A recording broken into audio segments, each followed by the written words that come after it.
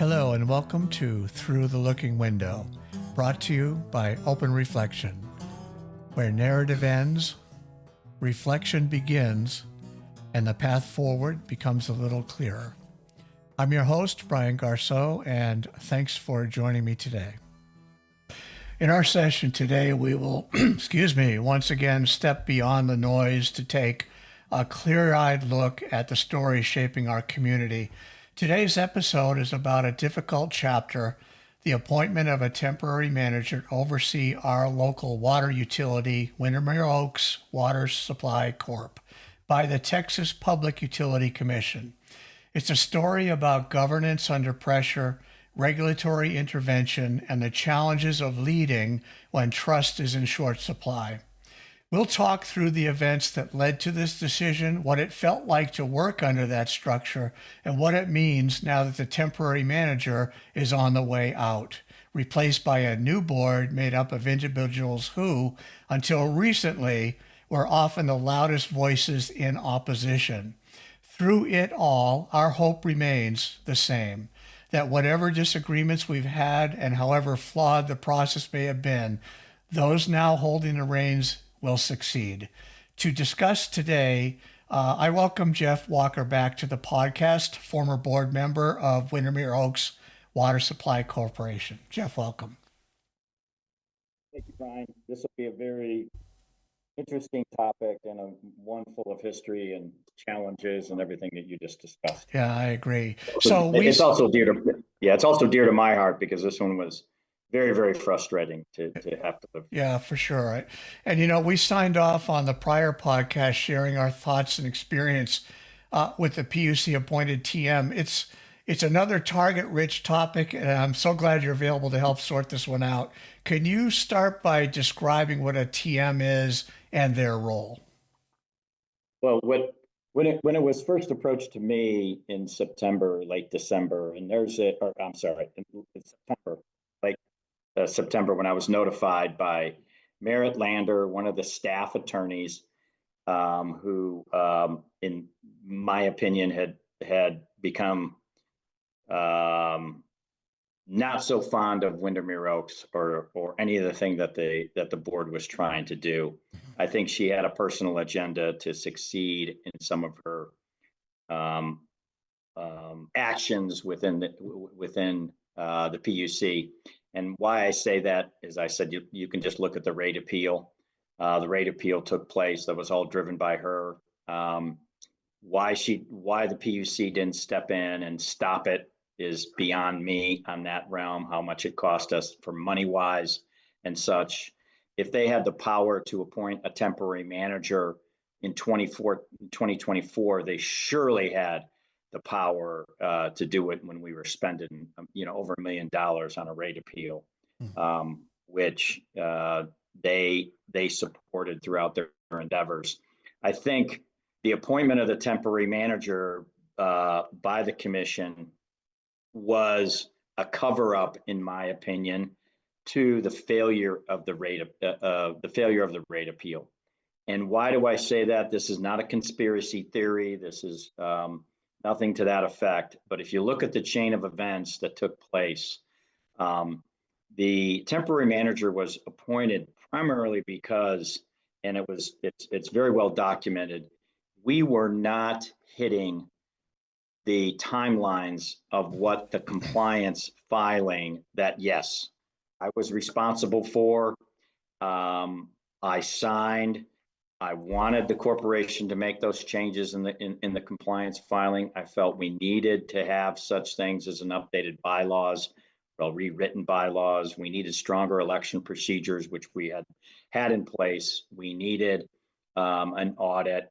We needed better records management. I mean, what is in place now, even in the new one, is still not where it needs to be to manage this thing in today's world. And we just didn't have the staff and the resource to hit those compliance numbers. And that's really what they hit us on. And that was because we had just didn't have the resources, or we failed. There was one time there was only one board member on the board, myself, Yep. and you came on board, and then Scott. we didn't have the know-how, we didn't have the bandwidth, we were volunteers to adhere to those compliance requirements that was set forth in the compliance order. Yeah, we had a legal team which was responsible for filing those compliance deadlines or milestones. They worked their ass off. We worked our ass off to try to, to get data and get everything to them as quickly as possible. There was things we just didn't have the bandwidth. Mm-hmm. So I think that it started to unravel because I started making a big stink to the PUC in the spring of 2024 about the rate appeal. I mean, it's well documented in my binder when I went up in front of the commission. Right. I recognize the commission actually got that in the hearings. That I said, how do you sustain a water company when you have so many members just paying $8 a month to it? Mm-hmm. You can't sustain. This was not a compliance issue. This was a rate order issue. And I think they started to see that. I think Merit started to see it in my number of emails to her in May and June time period. And I think they were about ready to put us into bankruptcy. And that would not have been good for the PUC. Here they spent 3 years on a rate appeal. They get they get the new rate structure in. They don't realize that there's a refund attached to it. And they don't, put the big picture together about operating a water company. These are attorneys. These are people who sit down in administrative offices in downtown Austin, Texas. I asked them several times, why don't you guys come out to a water board meeting? Nobody wants to come. Merritt Lander does not reside in the state of Texas, which is just behooves me to this day. She's a resident of Portland, Oregon. How does she see the actual inner workings of what's going on out here, except from a computer screen and documents that are being sent to her? And so when things started to unravel, in my opinion, that we were just losing, as documentation states, $10,000 to $12,000 a month. Thank God we still had a savings account because we were able to pull from that. Right. They needed a way out of it. And I think the way out of it was, let's put a temporary manager in there and see we're going to fight, and we're going to use them. We're going to use their excuse of, they didn't hit any of the compliance targets, so we're going to go after them and say we're abandoned. Mm-hmm. I just think that was a big crock of what. I had a very scathing email that was sent to her when she made a phone call to me at 3:00 in the afternoon on a Friday, that she said that she filed in the docket, a new docket, a complaint for the appointment of a temporary manager. Seriously, 3:00 on a Friday, you're going to tell me this? 3:01 that docket hit the PUC. No heads up, no additional work to rectify any of this with the board, no coming to us. You were on the board at the time. You never got a phone call. I never got a phone call to say, hey guys, why aren't you hitting these targets? What can we do? What can we renegotiate? Because I found it very interesting that within 45 days after the appointment by the temporary manager, mm-hmm. they allowed the temporary manager to renegotiate the deadlines for all those compliance filings, which I thought was just different set of rules. Outrageous. Yeah, I'm like, wait a minute, you know what we're facing here. I was one board member, there was two, there was three. We just don't have the bandwidth. We're trying to find all this data. And I was like, it's compliance information. It's not like the plant's not running correctly or anything else like that. There was no health issues and so on. What the heck? We're trying to sell the real estate to get cash flow in there, which means we could have funded a general manager to take this on and such. And they just didn't want to hear it. Yeah. So I'm going to stop you there, Jeff. Yeah. Because you've mentioned this a couple times, and I've come prepared to make this point, and I think this is a good place to put it. So I'm going to share my screen here, and what I have here is the Texas Administrative Code, and this is the code that Merritt used. It has the 2 points that she made in arguing abandonment in quotes, and that's a legal term, of course. It means something different to common people everyday common usage. And so what we're going to look at are the two items here, which I have highlighted. Yep. The first one is really one of the two. It's failure to adequately maintain facilities or provide sufficient facilities, resulting in potential health hazards, extended outages, or repeated service interruptions. That's one. The other is what you were just talking about, displaying a pattern of hostility toward or repeatedly failing to respond to the commission or utilities customers. That is the paperwork part that you were just discussing. What you didn't overtly mention was this other one. And I'm making this point because later on, the commissioner, Gleason, finally issued his memorandum and his decision to move forward with the TM.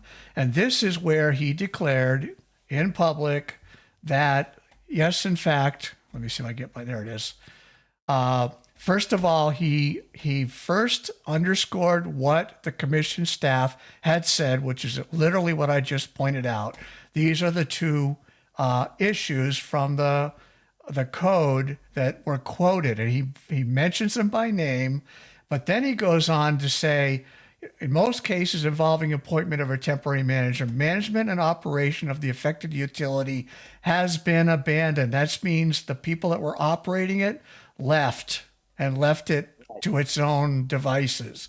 Here, I'll add the word however, Windermere's board remains engaged in managing Windermere. So then he comes back to mention what he's trying to get to here. Staff asserted that Windermere had failed to file required annual reports, file a list of current members. These are those paperwork items that absolutely we did not meet deadlines, and in fact had to extend them several times for these cases. A lot of it, we have reason for it. That's another topic, but I'm just trying to get to a point here. Then finally he says, in my view, staff has proven abandonment, so that's why we have the temporary manager. But here's his reason. By Windermere, through Windermere's repeated failure to respond to commission, and that is the one item, but has not proven abandonment under the other. I'm going to go back, right, just so I can make it perfectly clear. No. Yeah. This is the one. This is the reason for the TM. This is not the reason for the TM. That's not the reason. And I want to drive this home, Jeff, because what did the TM do with us?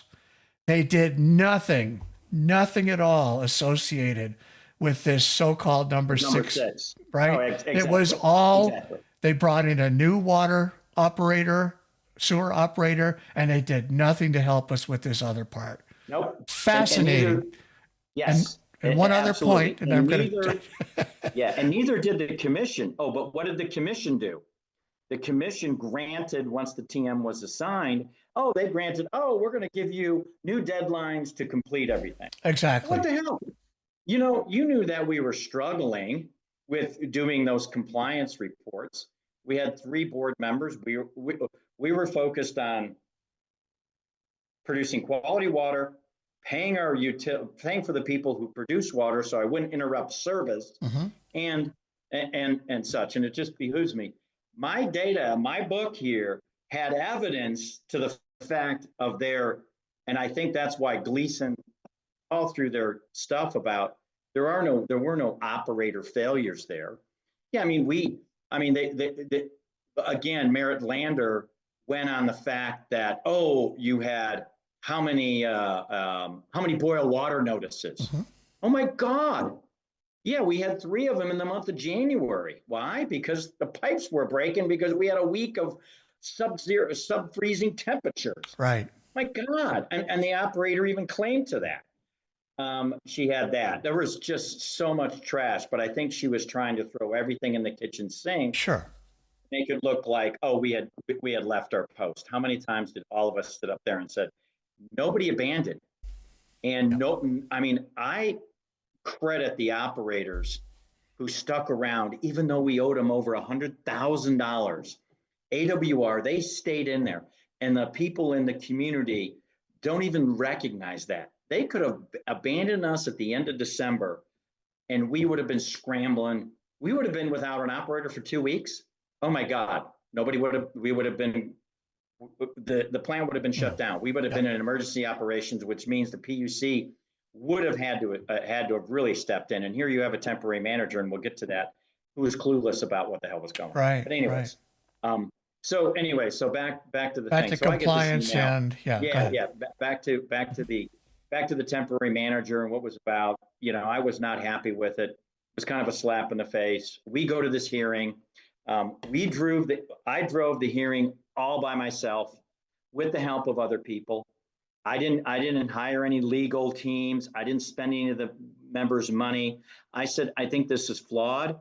Yes, we needed help for sure. I would have loved to help. I would have loved to have a manager assigned to take over some of the tasks of completing what was required in the compliance filings. Most definitely, for sure. We had operations under control, no doubt about it. We were still producing clean water.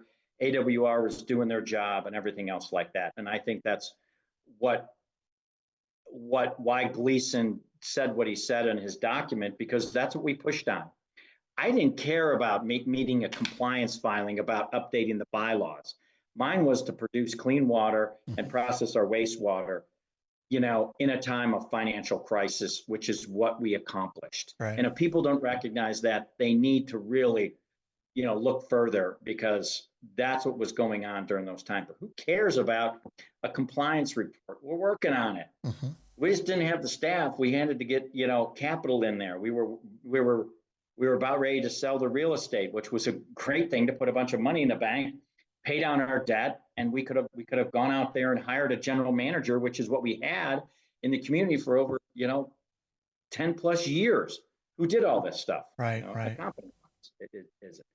So anyway, so we get, we go to this hearing. You're there. I have a lot of people. We posted. You see my testimony. I'm like, listen to the members in the background. They were all there. Yes, I hear them. We wanted a temporary manager. We wanted somebody to come in and help us with the compliance filing. Operations was running just fine, in my opinion. We had a rate problem. We had a revenue problem. I tried to, stress that to people. Nobody wanted to look at the numbers. It was just so ridiculous why people can't do some basic math and said, how do you survive when a fifth of your members are only giving you $8? Right. And I looked directly at Gleason, and I think Hattery was the other. And I was like, how do you do that? And they were like deer in the headlight. That's right. I remember that conversation, and I showed them from my book, my big binder of the copies of various of people's water bills. And I said, you just cannot sustain that. And I think they picked up on that greatly. Yeah, they went through, because I think they saw us in empathy, wanting help with the administrative tasks. And I think that's why he framed it the way that he did. Yeah. And I remember, I think that's why he framed it that way. Yeah. And I remember being fairly positive about bringing a TM on at that point. You were as well, but I was. Yeah. But for that very purpose, these are people supposedly experienced in working with utilities. I was not. I'm brand new. Never had no utility experience. Yeah. They knew how to speak to these people. They were the PUC whisperers.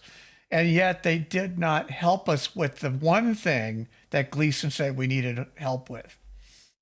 Well, absolutely. So, so we go through this big hearing. Gleason comes out with the order. I didn't protest to it.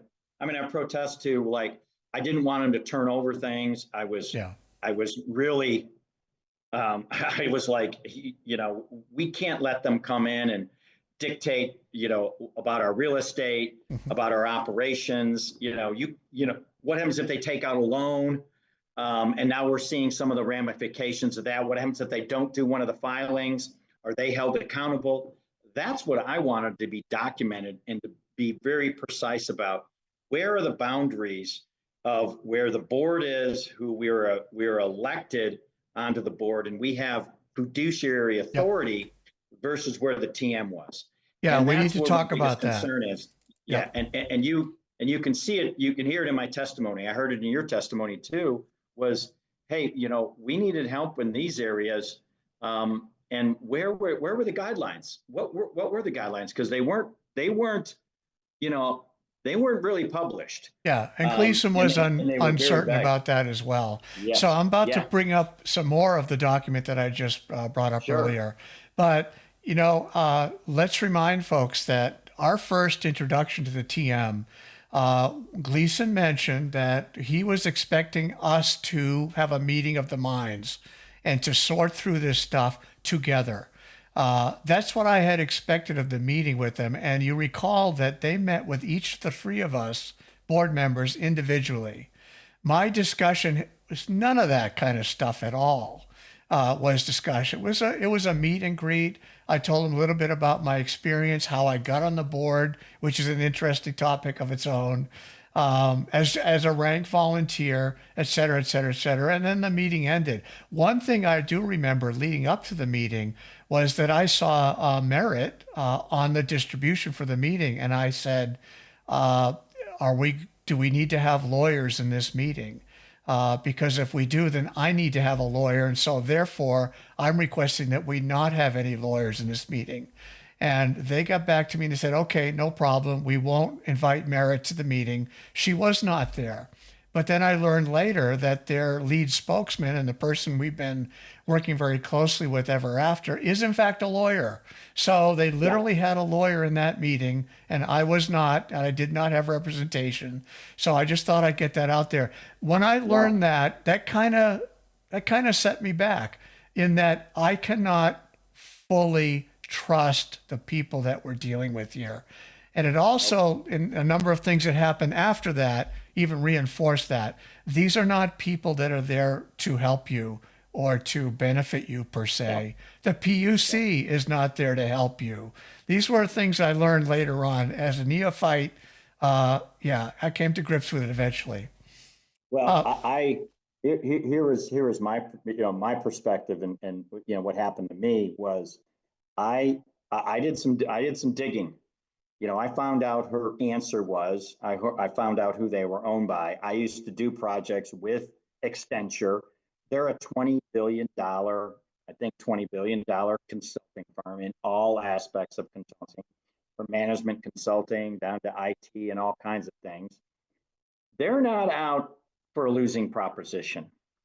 I couldn't understand, and I was in that field for many, many years. I could not understand why Accenture was getting involved with a $500,000 water Right. revenue water company on Good such a point. small scale. Right. Those people aren't involved in that. And then when I actually tried to reach out to Robert Sheets because I knew his name was floated around. This was before the hearing. Mhm. He totally blew me off. Which, okay, was fine. They weren't 100%, In the seat on yet. board yet. Yep. Yeah, they weren't 100% on board. I get that, but I'm one of those type of people that does my homework and does my research ahead of time and want to go talk to those people. Mhm. But I'm still was like, what is Accenture's goal here? They're looking for $24 a month in a TM fee from us. That's $7,000 a month. Per member. That Yep. doesn't pay nothing to one of these firms. Absolutely nothing. Mhm. I mean, I bill out more in a project manager in my current role than that does. And I'm, work for, a custom home builder. And I'm Right. like, what? So I knew that was a red flag for me. I said, something's going on here. They must have a bigger picture. They must have a, a, a long-term goal, working with the PUC and working with utilities here in the state of Texas, to enhance their practice called the water practice, as Sheets came out and said it was, that he worked in the water practice. And I was like, wow, that kind of intrigued me. And I went along with them and said, okay, let's see how these guys fare. Mhm. My experience was very similar, not as similar to you. I had a whole list of documents that they requested from me. And I uploaded all those to a shared drive that they requested, a Dropbox type of thing. These were things from the contract that we had with CoBank, our bylaws, each of the engagement letters that we had, or the engagement letter we had with Carlson Group, the engagement letter that was signed with Lloyd Gosling, daily reports, weekly, where we at with the audit, I mean, I uploaded a ton of stuff up in there into individual files and so on. Right. Well, I had 7 people on the phone with me. Merritt was on there. And I was like, hey, I'm willing to work with you guys. Here's all the documents. Where do you want to start? And it was more of like, well, we're going to have to read through all this stuff and generate a plan and so on and so on. Yep. And I kept hammering on the issue. Where are you guys with rates? Because I hammered on the fact that Gleason asked Carlos at the final order meeting and said, are you ready and prepared to submit an emergency rate order? Yeah. And he said yes. Yes, he did. And here it is, 6 months still with that temporary manager in play. Nothing has been submitted. Yeah. Now, in the case of an emergency rate order, that is pretty, it appeared to me that Gleason gave him carte blanche to get this done, and we will get it, and we will improve, or we will approve it pretty quickly if you put your ducks in a row and get going on it. Yeah. So well, I will tell you, I'm going to stop you there. You remember what you're talking about, because we're going to get too far along the line here before we before we get this point finished here, right?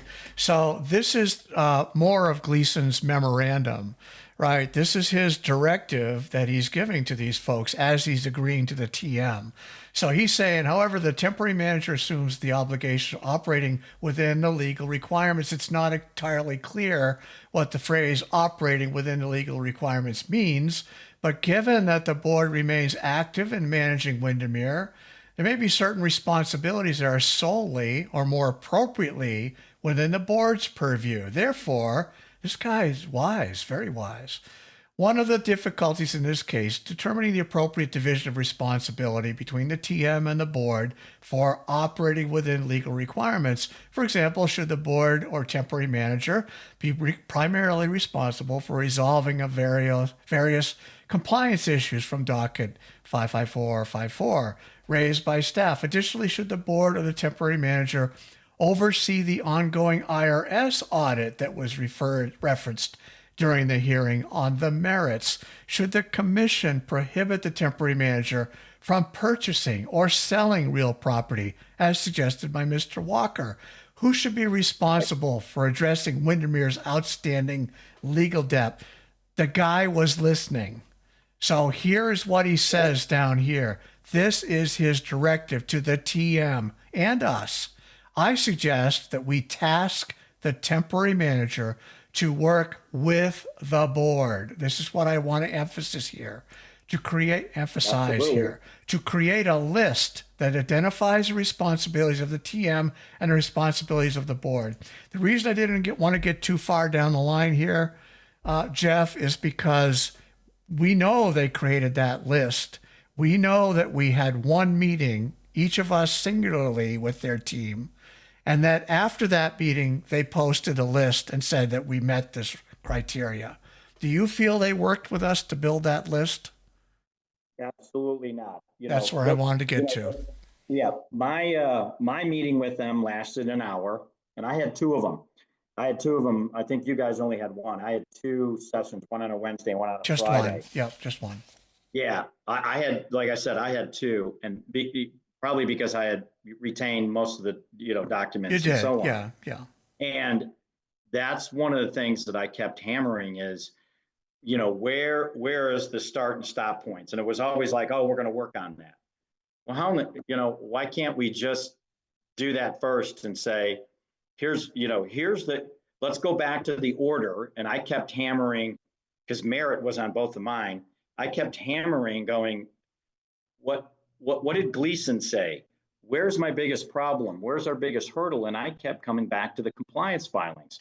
I said, don't worry about operations. AWR is doing a great job. We're still producing clean water. Well, you're at 98% capacity. I don't buy those numbers, and I'll be more than happy to talk with somebody about that, because I just don't believe that that's humanly or even possible when you have a fifth of the members not even using any water. Mm-hmm. I mean, that is a fifth of our members don't use a drop of water, pretty consistent over a month by month. Yep. That means our plant is really, really behind over there, because if all 60 of those people turn the water on, we're going to have some serious problems. But that just wasn't the case. And I challenged that greatly. But I didn't see anything come out of them in a collaborative effort to say, hey, Scott, Brian, and Jeff, we want you guys to focus on this. Focus on, definitely, but by that time we had a real estate contract. Focus on getting that closed because we need the capital. You had all the financial information in front of them to say, hey, we're losing it. And it could have been very easy to explain. Those people never wanted to drive into the director's report.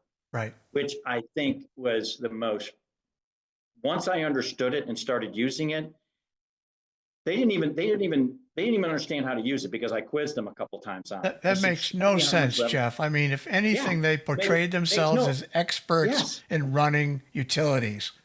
Yes. And here they are. And I'm like, the first thing that you're hearing is, well, and they went out and they interviewed AWR. They had an interview with the law firm. They had an interview with, of course, they interviewed Patty. Of course, Patty's going to throw us all under the bus and everything. We're doing a bad job and everything. But they had access to everybody, and which should have put together a plan. If they're a big consulting firm like Accenture is, and these people have worked in the industry within a consulting firm, would have come back within 30 days and said, here's our plan. Here's our task list. Here's our action items. You're in that line of work. So have I. I've been in that. And I'm like, I just don't get that. I've taken over bad projects before. I've taken over things, like that. And I put together an action plan and a list and have it ready to go within 2 to 4 weeks. I saw none of that from these people. None of that. And they saw the compliance filings that we had missed. There was a complete list that was generated by the legal team because they talked to them. The legal team talked to them greatly about it. And then another thing that was very frustrating is 2 or 3 or 4 weeks after, or at least through the month of December, they kept coming back to me and asking for documentation. Oh, Walker never provided the CoBank information. That was bullshit. It was up on the drive.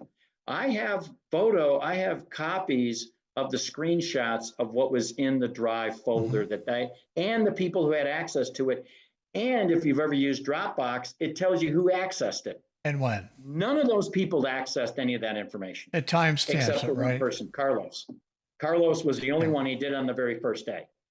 Nobody accessed any of the contract files I put up there. And it was detailed. I still have the file on my laptop. Be more than happy to sit down with any of those freaking members over there and say, show me what you did. Yeah, they didn't do any of their homework. And Carlos was their consultant. He's the one that testified when we were there before the PUC. He's the one that sold the work, frankly. He convinced them. Yes. He convinced the commissioner on the spot to move forward with Answer. Which became Accenture. I've done this in the Valley. I used to be the city manager. I did this. I worked for the water companies down in rural areas and so on. What really challenged me about it, and I think it was in my testimony or afterwards, is Accenture's only has like 2 or 3 customers here, and they're very small. Yeah. There's one over in North Houston. It's only 2 wells. That's all they manage is the well flow. What? There's no users to that well flow. And then they have the new one up in Laredo, outside of Laredo, that's just Plainsview. That was 3. Now that one was, I will give them the credit. That one was abandoned. Definitely. Yeah, I recall that one really was abandoned, right?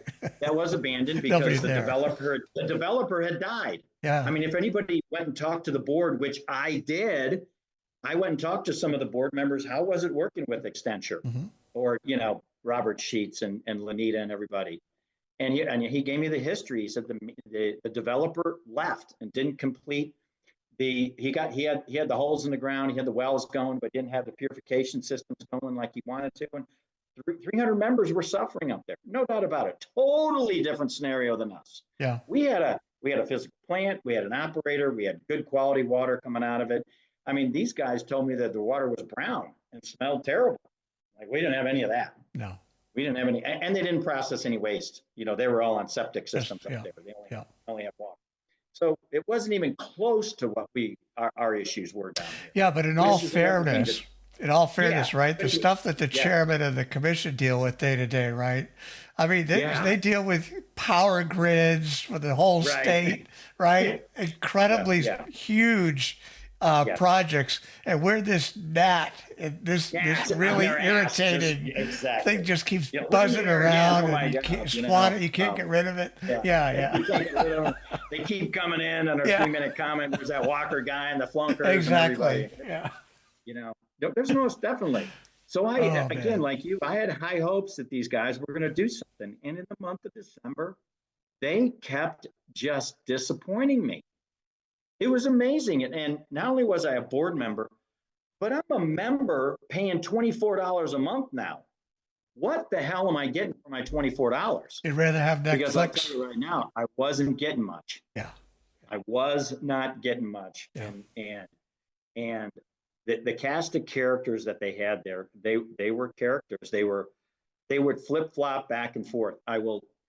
I remember in the month of December, we had a conversation. They had a conversation with Curran Van Eman about who was our real estate broker. Yep. They had an independent. I was on the call with them. And they were supportive. Yes, we want the real estate sale to go through. What do you need? How do we make this happen? Go, rah, rah. Robert Sheets and Lanita, and thank God I recorded that conversation. And Kern was on it, and he was like, we got off the phone, Kern and I talked, and he was like, oh, that's good. We got the temporary manager on board. I go, yeah, they realize the revenue problems that we have. 3 weeks later, they're totally against it. 3 weeks later, the question was asked in a board meeting in January. I think one of the flunkers or another member, do you support the real estate sale? And Lanita said no. I'm like, what? Yeah. Well, you better go tell John, from John DeLuca from CoBank, because he's expecting you to pay off his loan. If not, you're going to have a lawsuit. Another thing I did is I asked Robert Sheets and Lanita at one time, I need your general counsel's telephone number. And they're like, why? And I go, because you guys are not fiduciary tied to anything that you can do here at the water company. Mm-hmm. I don't think anybody realized that. I know I'm going off base here, so please. No, you could stray a little bit. I think this is interesting. Go ahead. Yeah. So I asked them that. I go, well, how do I know you guys won't do something stupid? And I said it in a board meeting. I mean, it's on record. That's right. Yeah. Because there were no guidelines, there were no documents that we signed between one another of what the start and stop was. And I even took it to the commission and said, time out here. What happens if these guys go out and take a loan out with our name? If they have all this signature authority, they take a loan out for $500,000 and they do exactly like what they did. Oh, we're going to leave in 60 days. We're tied to that loan obligation. We're tied right now to their failure on the Madigan CCN application, which we talked about last time. It's documented. Exactly. It's documented in Carlton's exit letter. Yeah. That they had proceedings. They were told not to proceed. Well, guess what? Now we're in a freaking lawsuit. Why do we have to bear that when they're responsible for it? Mm-hmm. That's BS, in my opinion. I brought that up several times. But they didn't respond to me at all. I got zero response on that in 2 requests. Yeah. And, I even copied Marriott on those things because I was concerned. I'm like, oh, and these guys have keys to our kingdom, but they hold I'm trying to think of the word. If something goes haywire, we can't hold them accountable. But boy, you can surely hold me accountable for stuff being elected on the board of the Windermere Oaks Water Supply Corporation for failure on my fiduciary duty. Wow. And then these guys can make all these decisions and have no legal consequences. I thought that was way out of line. And I will tell you, I don't think Gleason understood that. I really don't think the commission understood that. Yeah. Well, there's only, again, referentially, consider the different things he's looking at here and what we are an irritant. And everything else is really important business. So, a lot of it is to describe our experience with the whole topic, also with this particular TM. And I'm hoping at some point other small water utilities throughout the state of Texas, maybe around the country, I don't know, that may find themselves in the situation or approaching this will come to understand some of the ramifications of bringing these people on, what they should be looking out for. And we'll talk about that a little more at the end. But, from my personal experience, I know that when we started working together, the communication was all one way. I was answering questions for them. They were not returning my email. And I finally came to the opinion that literally that they seem intent as really, I think, a surrogate for the PUC, intent on supplanting this board, getting them out of the way, because they kept drilling us that the PUC specified that they would have total control of this company. And you, on several of occasions, brought up that, hey, wait a second, this is a sovereign, member owned, as we like to say, nonprofit corporation. We are a separate entity from the state Public Utility Commission. Where do you get off taking over the corporation? And so we fought things that were that would end up being like that, any form of takeover. We fought the providing a signature authority on our checking accounts. I think we were successful with that while we were there. We fought the thing that you were just talking about and other things. And I think we're pretty consistent. Oh, and being able to directly manage our vendors, such as our legal team, such as our accounting team, although they got to the accountants before I think they got the message, which is fine. They were looking for info. That's great. We would have helped. But, all it would have meant to them to continue with the same relationship is an hour of asking a question, having us go get it for them, or having to be the intermediary. That's all. Why they needed to have that total control, I think, really goes to the larger issue, the real intent, which was really to supplant the current board.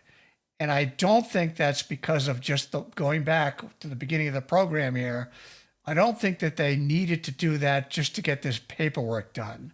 I think they needed to do that for other reasons. And I think I'm not going to go any further than that right at the moment. Well, I'll take that for a little bit. I agree with you wholeheartedly. I think, like I started off in this podcast, I think it was a way to that now the rhetoric has been for the last 6 months is the temporary manager. It took pressure off of the rate appeal, of the new rate structure. It was diversion, a diversion. Yeah. It was totally a diversion. Guys are not running efficiently. Nobody, Gleason got it. Some of these other people got it, but then afterwards, Gleason even asked Carlos, "Hey, are you ready to put an emergency rate order in?" Hell, Brian, you and I were on the board. I was on the board to the end of February. That gave him November, December, January, and February. They were 90 days in when I left the board, and nothing was even close to being ready on an emergency rate order. Nothing. Even though Gleason made that a main point in his discussion directly with Carlos, are you ready to put an emergency rate order in? Yes, he did. And no. And I don't think, and I think it was stalled because of the fact that would mean Merritt Lander and PUC staff that rate order was wrong. Mm-hmm. That is why I am saying the TM was brought in here to cover up the bad rate order, and they would go through this formal, rate study and bring in all these outside consultants, WFX, do a cover up. This is a conspiracy. This is not a conspiracy theory. This is fact. It is lining up. It's going, wait a minute. In October, he said he would do an emergency rate order right away, right to the chairman. 90 days into it, he doesn't even have the documents, hasn't even submitted anything. Even the law firms were like, they haven't submitted anything? I go, no. They haven't submitted any emergency rate order on this. They go, this is where you need it. I go, tell me about it. I don't think they wanted that. The PUC wanted that to be their opening. Right. They're opening Bali out into the world to say, oh my God, your rates are terrible. Yeah. Because that means that the rate order from 9 months before that was wrong. Yeah, we that they talked spent. about that at Yeah. length, and I think not the Yeah. last session, but the one before, where I Yes. described we call it a perfect storm, where not only were we dealing with the same lowered rates that the prior board was dealing with, we also got laid on us this rate appeal Yep. reaction, and that just Yep. just dumped on Oh my us even God. more. I mean, Even it's more. incredible that Yeah. we were stood as long as we did because it was Oh, overwhelming, yeah. financially Like speaking. I said, if we didn't have the savings from the insurance lawsuit, Right? which is really, really stupid. I mean, Yes. you think back and going, that was to pay legal bills. We could have paid our legal down, but we needed to retain that to just for daily operations. That is sad. It is. And I'm like, PUC, don't you? I mean, what are you people doing down in corporate office? I'm sorry, you guys are not good at developing rates. You're not good at looking at a utility. I'm not a utility guy, but I could read revenue and expenses and going, when the revenue is only this and your expenses are this, something's wrong and you got to increase your prices. Right. That's the bottom line. Yeah. And you should have known that from the beginning. I think I know I've said this before. I think the base rates are where they need to be compared to other people in Central Texas Right. and throughout Texas. It's just you compound that refund right on top of it and it drops everybody down. And I don't think they took that into consideration when they were developing the rate models. I just don't. No, I I think just if don't. you give the so-called staff a request for a number run, I believe they've called it, and you give them specific parameters, which Commissioner Kobos did, and you recall that conversation as well. This is another thing we went through at length in an earlier podcast. But Yep. she gave them specifications. Start on this date, go to this date, run the numbers for that. And they did exactly what they were told. But they Yes. did not. They did not put on their utility operator hat and say, Nope. okay, what does this mean really in real life to an operator? What Nope. else is going on? Well, they're not just sitting there and they will only do operations in January of 2024. They're going to continue off into the next 5 years. What does it look like? What kind of expenses Right. are they going to have? How old is their infrastructure? We know the answer Yeah. to that. They didn't. They couldn't have. Nope. And so that's why we got what we got. And again, it resulted in a perfect storm for us. Did the PUC come and say, "Oh my goodness, I see what you're dealing with now. We're so sorry. Let us give you a hand to fix this"? That would They have didn't do been the it. human thing to do, perfectly understandable and forgivable, but that's not what we got. Nope. Go ahead. Look at the May 18th of 2024 email that I sent to Merritt Lander. Merritt, if we stay, and we were not spending any money at that time. There was no legal, but we were getting ready to do all the compliance. I said, if you continue on with this current rate structure, in 6 months, we'll be bankrupt. Yeah, we knew that. Where that's May, June, July, August, September, October, November. At 6 months, they realized in the summertime, we got a problem here. And the only way that we're going to get them out of it is to put a TM in there and to cover our asses because we made a mistake on the rate order that we spent. And this is a key thing that a lot of people don't understand. Why didn't the PUC step in and say, Windermere, you got the board fighting this rate appeal, you got the ratepayers. Why did they not step in and try to negotiate this back in 2022? Yep. Why, if they are so adamant about looking after utilities, I think that is such a disservice that Merritt and the staff, Barksdale, everybody did to us that nobody wants to expose. And that's the big exposure. Why did you not come here and say, okay, look, okay, board, okay, ratepayers, everybody down to the PUC, nobody's leaving this room until we figure this out. And We're Jeff, done looking at this. We're done having to do all these submittals. I mean, there was 400 submittals on that docket? 400. That's incredible. For a $600, or $500,000 utility?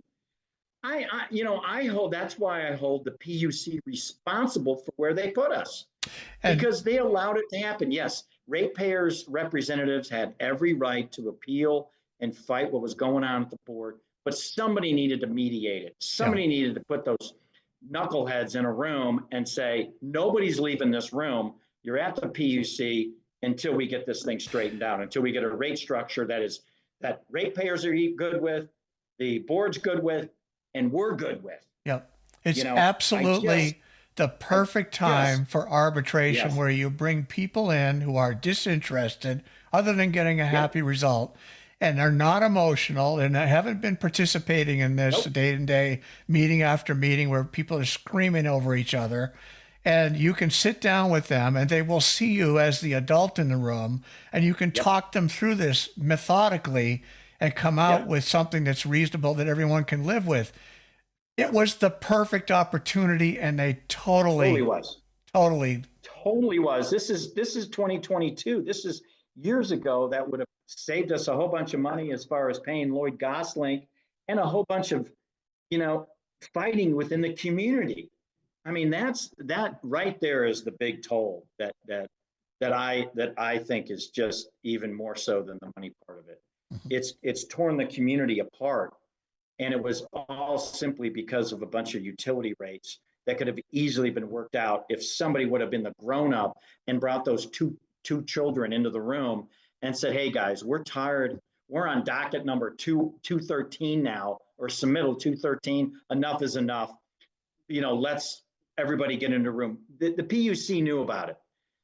Merritt knew about it. Barksdale, her boss, knew about it. They knew about this whole shenanigans, and they let it go on for another 200 submittals. yeah, That is just insane that they allowed this to take place. yeah, yeah. And I fault the community for not, you know, doing that. I fault Lloyd Gosling. I fault the ratepayer representative, but I really fault the PUC in it, because that's who should be watching over situations like this. Hmm. That's where a temporary manager should have been brought in, Yeah. saying, "Hey, somebody shouldn't, that's where they should have filed for a temporary manager right there. We don't like the way things are running. We see this chaos, and such." But anyways, Yeah. back to your point. I'm sorry to get off No, on no, that no. tangent. That's, I think you hit it perfectly. I did want to switch gears a little bit, and I don't mean to dump upon the temporary manager, but we experienced some things.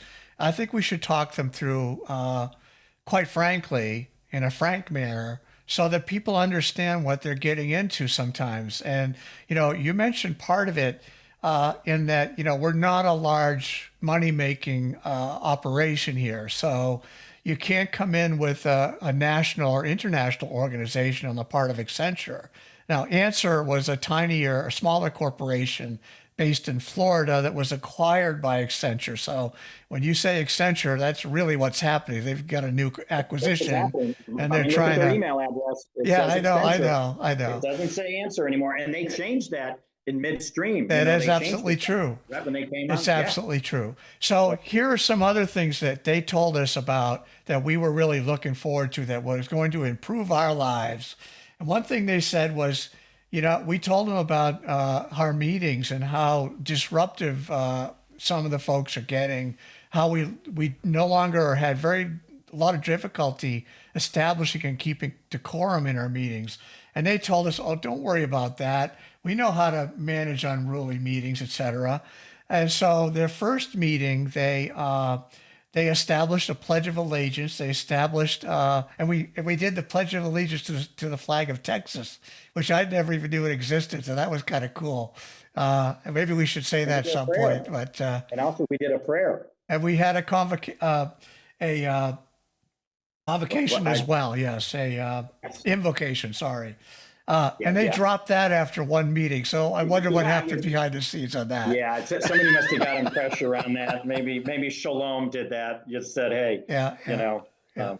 But anyways, So these are things that they were supposed to be the experts on.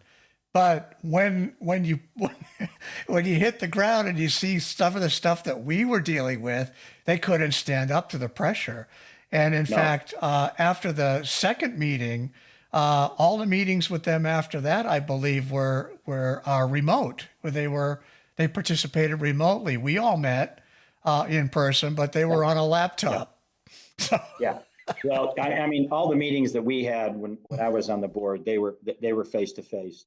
I think also they didn't take ownership of stuff, yeah. which, you know, they kept pointing fingers like, you know, I remember the contract review issue. Here's a perfect example about why I was concerned about their legal standings. Oh, just sign that contract. It's okay. What? No, put it through legal review. Oh, no, we don't want to incur the cost. It's okay. Both the U.S. water contract and WFX Right. contracts. They wanted us to sign sight unseen, even though they were put through legal, and legal found a whole bunch of problems with it. I mean, their lead person had a couple of big, heavy discussions with our legal team, and, you know, just didn't understand Texas law. And that was concerning to me. I'm like, wait a minute, again, red flag here, but, Yeah. you know, that includes TOMA and Texas Business Code, two things right there, right off the top. It totally not understanding of that stuff. And even the neophytes we are. Carlos understood that. Yeah, Carlos understood that. But the two other ones just did not. They, you know, they were sidestepping issues and trying to push their agendas. Me as a board member, I was looking out for the membership going, I am not going to sign a contract that does not have legal review. I am sorry. That would be insane. That puts my signature and the rest of the board on notice, because we're the ones that can have a fiduciary duty problem, not you. That's what really just threw me off. I'm like, wait a minute.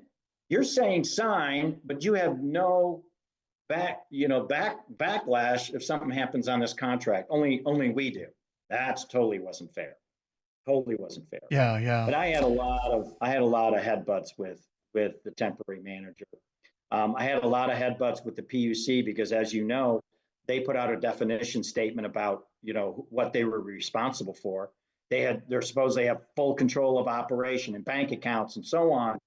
And I'm like, are you insane if I can't get their legal counsel on board? Mm-hmm. Seriously, people? What happens if they were to go in there and make an expenditure out of our bank account and drain our account because they felt it was right to pay off Lloyd Gosling without approval? What? I mean, that's what you're giving them.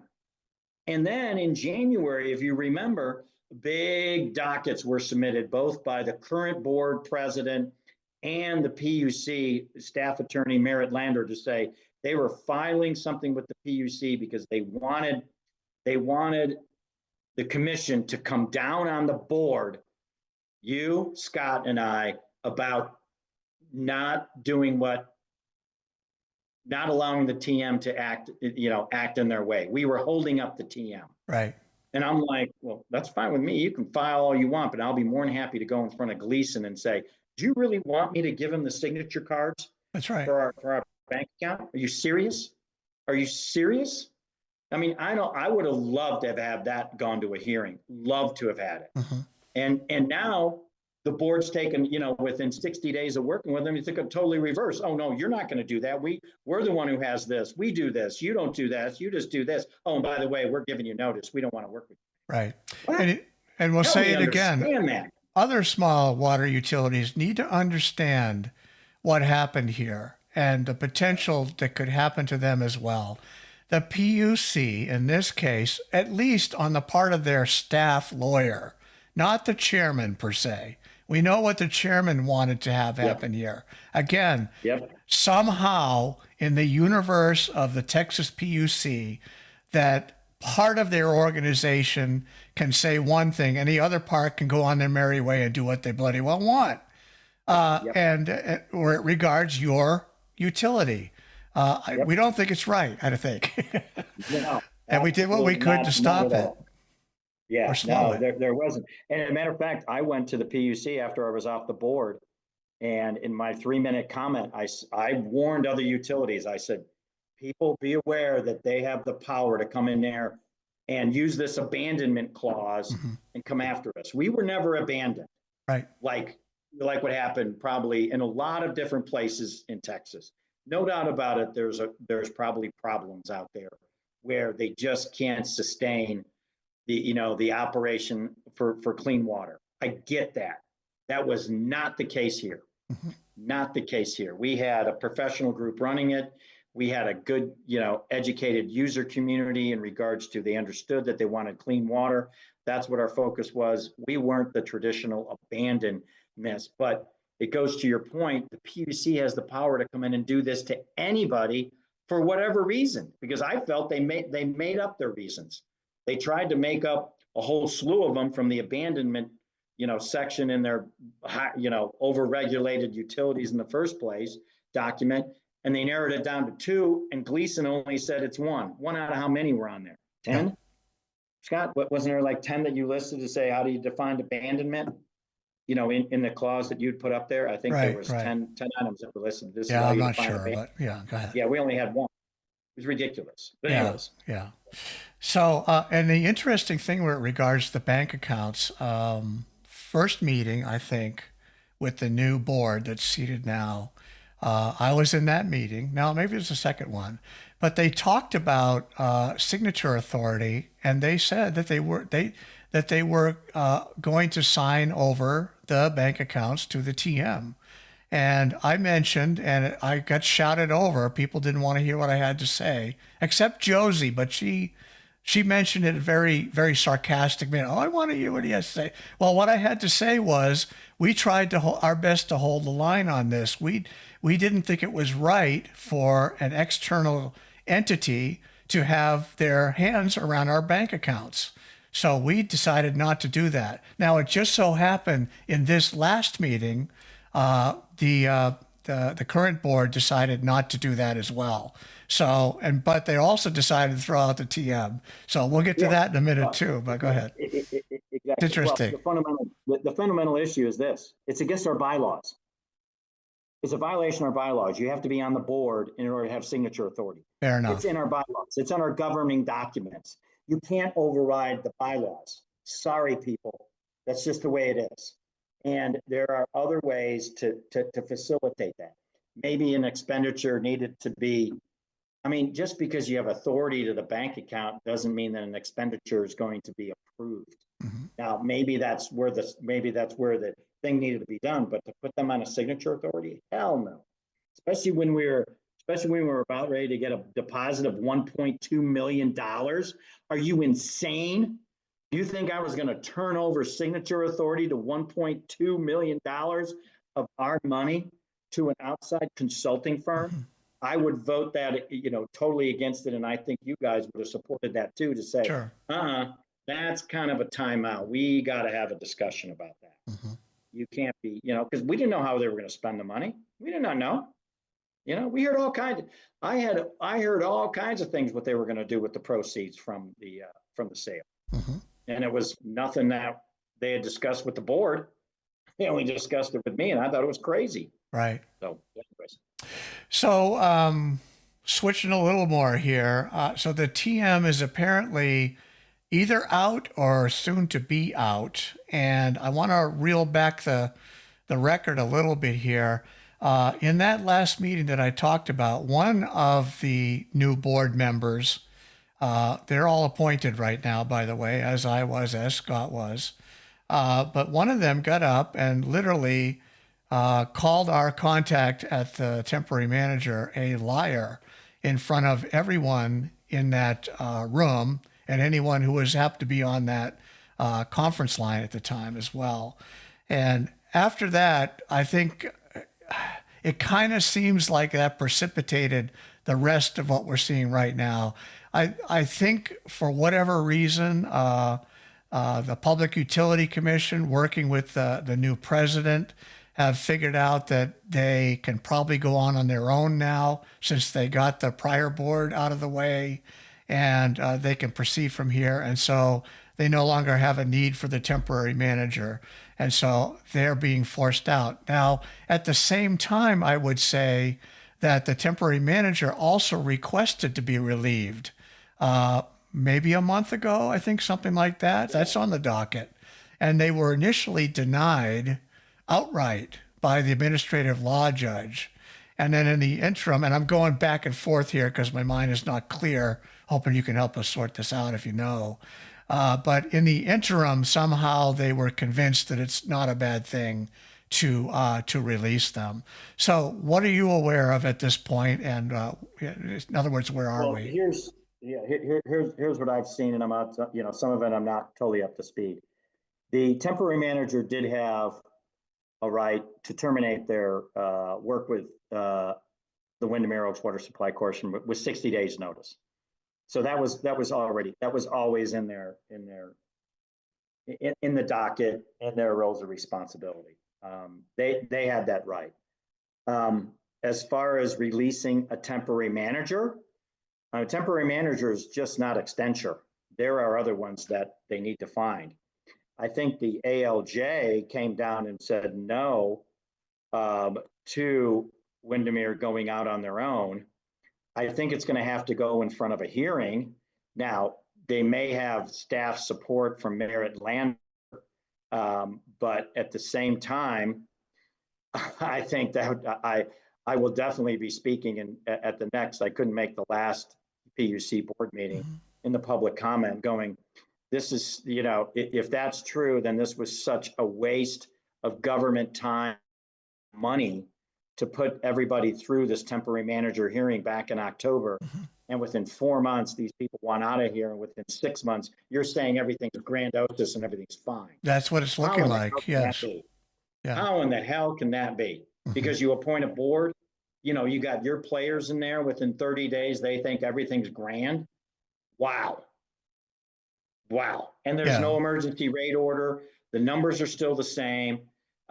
There's, the operating costs are not going down. They didn't get this miracle worker in here from Spicewood Water Utilities to come in here and tell us everything's grand and our costs are going to go down to meet an $8 a month fee. Yeah. Seriously, people, if you're buying that Kool-Aid, I don't even know what to say to that. Yeah. Because something's going to fall. Something's going to fall down. There's just no way you can sustain in the rate structure that we're at for the next, 45 months, less 12, 33 more months left. Because it was 45 months from when the rate order went into play, March of 2024. We've been through 12 months of it. So that's 12 months off of 45 months. You're at 33 more months. You think we're going to sustain for 33 more months on these rate structure? You're smoking crack. Yeah, something's going to break. They are burning up the money from the sale of the land. And, oh God, yes. Yeah. So you remember we talked about that, when we were considering finding a buyer, that it's great to sell the land, get some money in the bank, but unless you fix the problems that got you there in the first place, you're going to end up with it, and then you're not going to have any land. So this is where they're headed right now. And by the way, they nixed the second connection surcharge, so that's not going to help them either. Oh, it's not going to help them at all, which is a violation of order number 7. Thank you for bringing that up. Order number 7 came out in October to say, no, how we were applying the surcharges was correct. It should be per connections. It's all throughout the order. They're in violation of that.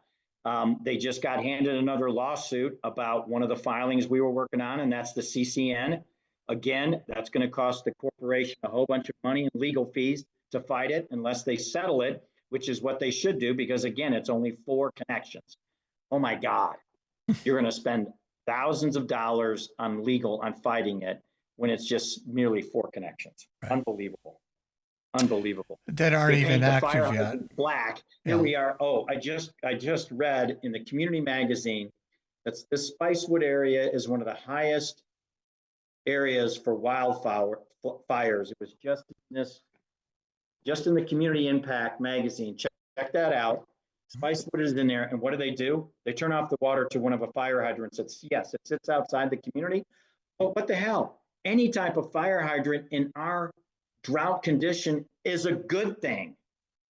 You don't shut it off and paint it black and say, oh, it's inoperable. Go talk to the fire marshal first and say, could you ever use that? Yeah, we could probably pull a pumper truck up to it when we're fighting battles, fill up our truck, and go down there and continue fighting. Wow. Oh, no, we shut it off because we felt like it, because we didn't want any water going through that line. Unbelievable. Just unbelievable. It's functional. It's functional. Obviously, Danny thinks that I gave 1 million gallons of water away from it. It can pump out 1 million gallons. In 21 days, that's a lot to fight fires with. Wow. And then they paint it black and disable it. Yeah. In wildfire season. Yeah. Call on that one. So Yeah. So let's see. Want to talk a little bit about our transition. We were selling a piece of property. We considered vacating, actually, the three of us. And in fact, I did want to mention, and this, I like to tell the story, that several times over my tenure where I suggested that all three of us leave the board. And my reasoning at the time was because of all of the hostility in the community, the request to replace with other people, but also from my perspective, if we did it at that time, we would have money in the bank, and the next group of people would at least have the resources to pick up and run with from there. Now, there are a lot of things that happened in the interim, even between those two times, at least where I suggested it, that made it no tenable thing to do. There were some serious things going on. But this last time, the stars aligned, in fact, and we got our property in the market. We got our, let's put it like that. I'm not going to get into that, not on this call. Yeah. But it got on the market. We put a bunch of money in the bank. Yeah, I'd love to have Kern on to talk about that part. But we got it on the market. We got valid offer. We had it go through all the motions, all the legal stuff. Everything was copacetic. And when it started to look like we were going to be good to go, that we were going to end up with a significant chunk of change in the bank, well, that point came up again, and I made the argument, and I think this time it got a little more traction. Because so what we had planned to do was the last meeting that we were in attendance, we had planned to vacate, submit resignations after that meeting. And lo and behold, in that exact meeting, we got two people that volunteered to be on the board. And I'm thinking, I shook one of the guys' hands as they came on the board. Thank you so much for doing this. We really appreciate it. And the next meeting, when the other person showed up, I said, thank you so much for volunteering. We really appreciate it. And of course, by that time, I had resigned, you had it, and so had Scott. But we left with money in the bank. We left with what progress we've been able to made. There was a temporary manager in conversations with us in our meetings, so that was well underway. It was the perfect time for us to leave what is essentially a speeding train, right? I mean, I got on when it slowed for the station, and then it sped up, and I couldn't get off. I just looking for this place to do this gracefully, and the opportunity came up, and I just wanted people to understand the timing of that, because there's no way that we abandoned this thing. We chose very carefully a point to do this, where again, we wanted to set up the next group of board members for whatever success they might be able to enjoy. And in order to have that success, you needed capital. Yes, you did. You needed money. You're not going to do it when your revenues are lower than your expenses, and that's what was going on for all since the new rate appeal went in. I mean, you can just look at the record. I mean, and you've done it. Yeah, we had a lot more money coming in the coffers in January of 2024 than we did in April. I mean, it cut our revenues by it was insane amount, by over 60%. It was just an insane amount, and you just can't do that. And it's really simple math. And I was one who I'm not trying to take credit of this, but in January 2024 is when I started saying, if this order goes through, we're going to need to sell some assets. And as a matter of fact, the current president stood up in meeting and said, "Oh, you go out and sell an asset, go sell some land." Even Merritt said that, and it's in documents. Hey, you have real estate holdings, go sell them. what do? We get involved in it. I take the initiative. I go out there and get a pre-buy title search done by Heritage. This is in January. Nobody's paying attention to it. Nobody's looking at the downstream issue that we're going to run out of money later this year if we stay on this path, if that rate order goes into play. Merritt knew what we were doing. Merritt was totally supportive of it, of the land sale and anything. We established a real estate committee that went nowhere. I'm sorry. I looked at all their documentation recently. You know, they missed the focus. You know, this whole thing, Walker's bringing in his buddy, you know, Curran Van Eman. Well, you were going to bring in Teal Van Eman, one of your buddies. What the hell? You're chastising us for bringing in an expert in the property around here, but then at the same time, you bring in one of your buddies to the counter. Wow. And then she backs away. They go, no, it's better if you use Curran, which is like, what the hell? Yeah. But the real estate sale went through and we paid down, what, $700,000 in debt. Nobody realizes that $700,000. Yeah, so let's point that out. Coming out of your pocket and my pocket too. Right. That's a lot. Yeah, your final action, if you'd like to talk about this a little bit, was to make sure that those things were taken care of. And I think we need to reference again back to what you said earlier about the TM. And it's unknown what they would do with that that money. And so we had responsibilities we needed to make sure were taken care of. I mean, it was not anything more than being a responsible corporation. Yeah. In a fiduciary duty mode, we owed these people money. True.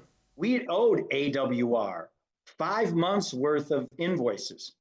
We owed the Carlton Group, regardless if the ratepayer community or the members didn't like what was going on, they should have gotten involved. They should have stopped the intervention from, the membership, the ratepayers from intervening on the CCNN. Cost us some money. They should have stopped the IRS audit, figured out how to do that, which cost us, $20,000 in legal and accounting fees. I'm sorry, that wasn't driven by me. We owed the money to the people. What are you going to do? What are you going to do? Let those people do work for free and say, oh, well, they didn't find what we were looking for, so we're not going to pay them? No, so we paid the obligations that were past due, just past due. LCRA, we had a bill out for LCRA, that our annual dues to get the water that we process. Right. It was insane about, but we had to pick and choose what we were doing with our money on a monthly basis because we couldn't pay all of our bills. Sorry, people, look at the finance. And those people over there are not finance people. Yeah. They've never run a business in life. Well, since you mentioned that, we covered the TM in this episode. We're going to talk about wrapping up in a bit, but we need to go back and talk about the performance of WFX, right? Oh, God. Okay, so this is my recollection of the first meeting where we were introduced to the gentleman who was doing our budget, right? And so he made a statement I found was a little curious. He said over the past 3 months, he dedicated 12 hours of his time to this budget. I thought that was a little strange and pretty underwhelming, frankly, because what he presented was incomplete. I don't think it has ever been completed. Another thing about that budget was rather than a year, which would take into consideration the financial problems we're facing right now, he built it for a 5-year period. And I pointed out in that meeting, well, that's just going to obfuscate the problems that we were just discussing in that meeting. So essentially, and I think the PUC, I won't even mention the person's name that I think did this, but I believe that person ordered him to do it like that so that it would hide some of the issues that were going on financially. But they never came through with that. And they're being paid as well, I would imagine. Anything related to TM, the new board's going to stop the shenanigans. The WFX people, again, as I've said several times, I do my research. I reached out. They're a highly regarded organization, nonprofit. Even John DeLuca from CoBank said, "Oh yeah, that I can't remember the gentleman's name who was running it. He goes, oh no, those guys are really good. They'll straighten you out. But my problem with it was, what happened to the emergency rate order? Right. Whatever happened to that? I think they were trying to put together a new rate order, which was for long-term problems. It seemed what happened like to it. the emergency rate order? Yeah. Which is what Gleason was, I think, and the rest of the commissioners were wondering, we're looking for, was these guys have got a cash problem. I think we proved that in our hearings. I think the temporary manager started to realize that as well. And if somebody would just take 5 minutes to talk to the now, leaving Lori Cantrell about how that report, how it structure, how it works. The first 4 pages tell all the revenue of what the corporation does. That's down right. By groups of individuals. And it's fascinating. It's fascinating. You have a fifth of your users who don't buy any water from you. I will guarantee you the PUC did not look at that and take that into consideration of the rate model. Right. That is a huge, huge thing. And, we need an emergency rate order just to get more revenue flowing in. Not long-term emergency rate order, not a long-term, give us 60, 90 days. I admired what the TM was trying to do as far as kill the surcharges and kill the refunds. They tried to put that forth, that they were just kill the refunds and keep the one surcharge in there. That would put $70 per member into a bank account. That's $21,000 a month into our bank account. We were losing 12. Wow. Losing 12, add 21. That gives you what? A $9,000 surplus every month. Right. Wow. Very simple, just to kill the refund. Which essentially undoes a big part of the rate order, right? Except for the rate structure. Yeah, it was a big part of the rate order. Yeah. And I, again, I'll guarantee it. I mean, here, look at this rate order. This goes back to my thing. The TM, who's a temporary manager, is supposed to come in here and, do a lot for us, asked the PUC to suspend the refunds and surcharges and was denied. I mean, immediately. Right. Like within days, like, no, you're not touching that order. You better have better things to suspend it for 90 days. Right. Wow. They got turned down, which means this is, these either the TM doesn't have a lot of pull or they went it the wrong way. But I thought that was a pretty, I can see not the surcharge, because that would put us into more hot water with LG, because LG is expecting to get paid. Right. And that's their avenue. And, that lawsuit's coming if we don't start paying them. Right. I mean, it's ridiculous. We owe the money. Let's pay them. That's what that surcharge is for, is to pay that old legal bill. And let's get on with it. Let's move forward. But anyway, I didn't mean, go into that. But I was curious about why the TM got denied the refunds and whatever happened to the emergency rate order. I could never understand that. So you're saying the emergency rate order may not have required the budget, which was the hold up for going after the whatever rate order. Yes. Yeah. Exactly. They could have put an emergency rate. They could have filed anything they wanted to into the docket and got a hearing. If they were as big as what the PUC sold us on, this TM, they're going to come and take over. They couldn't figure out our finances to, and here they are, an accounting firm, started off as an accounting firm, Accenture. They couldn't see the financial problems we were having. They had all these people coming after them, AWR, CoBank, the law firm. Who else did we owe a lot of money to that we didn't, that eventually got paid? It was ridiculous. And I'm like, we just don't have the revenue. They saw the bank accounts. Everybody saw the bank accounts. Here's how much money we got left. How do you want to spend money, people? It was just insane. And they didn't have any avenues except, we'll ask to suspend the refunds. What? A good idea. I think it was a good idea, but they got shut down right away. Right.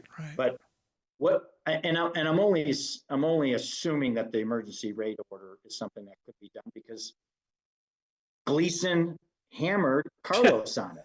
Are you ready to put an emergency rate order in? Right. Yes.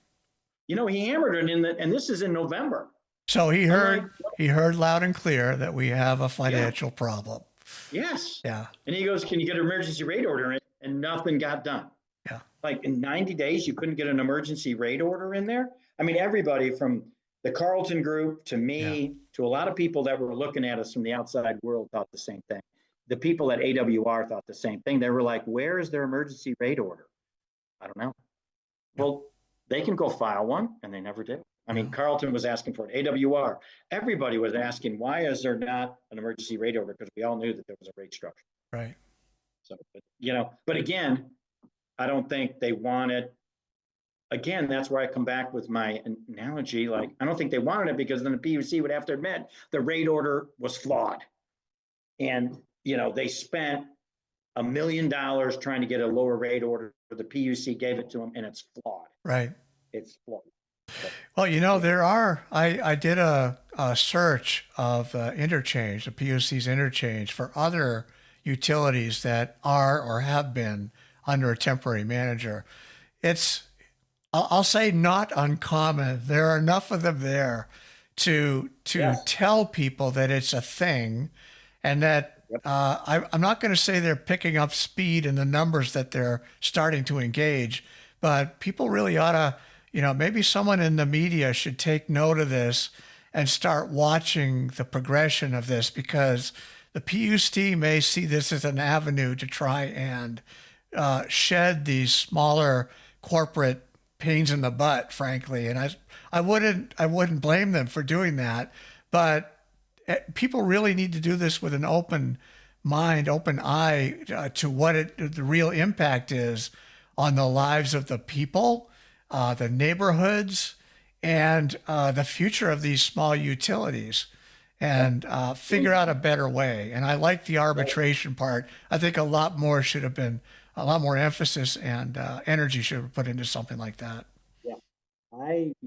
There's what, 3,000 water utilities here in the state of Texas. Okay. And they're all small little utilities like us that are run by a board. Do we have the expertise for it? Can they all afford a general manager, an operator to function those things? No, I mean, right around here, there's 10 of them within a 50-mile radius Right. of Spicewood. I mean, that's just, it's crazy. I mean, Double Horn right down the road has one.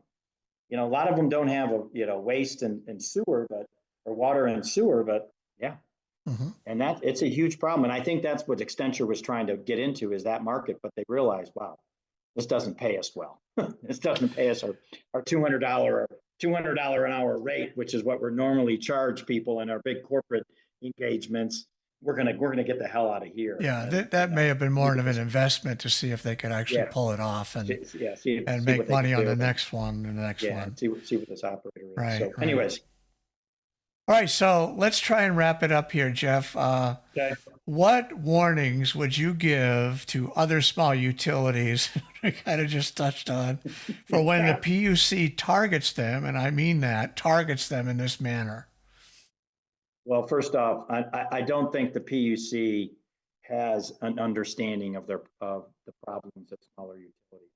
I think they focus in, which is a good focus to have, is on water quality. Mm-hmm. I get that. You want to be able to produce, clean water. Just sharing the experience of the guys up at that, where Answer took over, the one up in South Plains Water, I think is the name of it, if I recall. They were having brown water. It was not very healthy. They were failing TCEQ, I think. That's a big thing. But at the same time, should there be public utilities out there in the state of Texas? Or should they be gobbled up by private entities and run by professionals? I'm torn between that. I look at our capabilities. Sure, yeah, you can put it together, but sustaining it long term, go look at the lift station behind Renee's French's hangar over there. I was over there yesterday. You can hear the smell. They got an old microwave that the doors ripped off, that they have their control valve in because it's secured and so on. I'm right. Like, you just don't have the funds, and in these smaller communities like Windermere just doesn't want to pay for it. They don't want to pay for it, but it costs money to build a plant, to run a plant, to stay current on TCEQ requirements. It just costs capital. And you need professional organizations, not people, not paralegals, not lawn maintenance guys, not retired police officers running a water, not project managers in that home. You need a general manager that's got the experience to run it on a day-to-day basis. Right. And it's going to cost you money to bring that person in, whether you're a 300 membership like we have, or if you go down the road, you got 120. It's going to cost you money to run these things, and people got to be aware of that. And it takes the right people. You know, should we sell this utility out to somebody? You know, it's an option. I was approached by somebody in October, blind. They called me in October to say, would you be willing to talk to us about selling the utility? This was the end of October because I took it to the temporary manager and they were like, nope, don't even bring it up. I go, I need to bring it up in the meeting. Nope, don't bring it up. We'll never do that. We'll get this thing straightened out. Yeah, okay. Huh. 4 months later, they're leaving. Yeah. You know, I'm like, you didn't straighten out shit. You know, and maybe we need to have that conversation with a private company to take us. For sure, our rates are going to go through the roof, but you know, what do you do? That means you don't get into any of this stuff. You got to pay. You got to pay unless you want to get into the management of the utility. And you know, there's nobody in this community that's got the expertise of running that plant. So, not the operations. No, the rest of it, I think, with cooperation and mutual respect, I think committees would form, and committees could do the paperwork part of this, and strategy too, and all sorts of stuff. We're not getting involved. So, you know. All right, sir. Well, I think we've come and pretty much exhausted at least the stuff that I came prepared to talk about. Did we miss anything? I mean, there was one item that I think we'll hold for another time, which in regards how the community should be working, at least in the eyes of TOMA, maybe the bylaws as well, what they expect, how people should be supporting this water board and the POA for that matter, same sort of thing, expectation there. But I think we'll hold that for another time. All right. Anything else? Like we say, the reins are now in new hands, and the responsibility too. You know, concluding that the temporary managers are not your friend, and they, to be honest with you, they really shouldn't be. You know, I know when my management consulting days, when I'd come in, I mean, they wanted to throw tomatoes at me as well. Sure. But we were brought in to do a specific set of functions, and we had a plan in place within 2 to 4 weeks, and I did not see that. I saw chaos. Yeah. I saw big resumes and a lot of this and no execution. Right. And if that was, and we were paying for that. We were paying for that, on a monthly basis. And I like you, was just disappointed, and that would never fly in a corporate world. If somebody came into one of my projects and took over and they weren't executing and such, wow, you'd be out on your ear. Yeah, pretty much. But we had goals and objectives when we went into, a group and took over a project, and it was, and this was in the high tech world, and it was, you take over a software project that is, a year behind schedule and over budget, and you had 2 to 4 weeks to put together a plan, high level, standpoint, and from everywhere, from who the stakeholders and who was involved and who's interviewed and such, and I never saw that here. Right. Never saw it. So, anyway. Well, thank you again, Brian. Well, we have a new board seated now. We wish them all the best. They have decorum again, but that's because nobody's fighting with them. So it's a beautiful thing. Let's see that they make speed here and get things in order, and we'll support them along the way. So thanks again, Jeff. Hey, they got some challenges in front of them. Absolutely. They've got a recent lawsuit that's, gonna cost the community some money to defend. That's right. I'm a little concerned about the breach of data that was recently done. That's right. We You didn't know, with mention that. filing of the PUC, I think on your next podcast, Yeah. we should maybe dive into that because that really, really concerns me. That is not a simple mistake. That Yeah. was, yeah.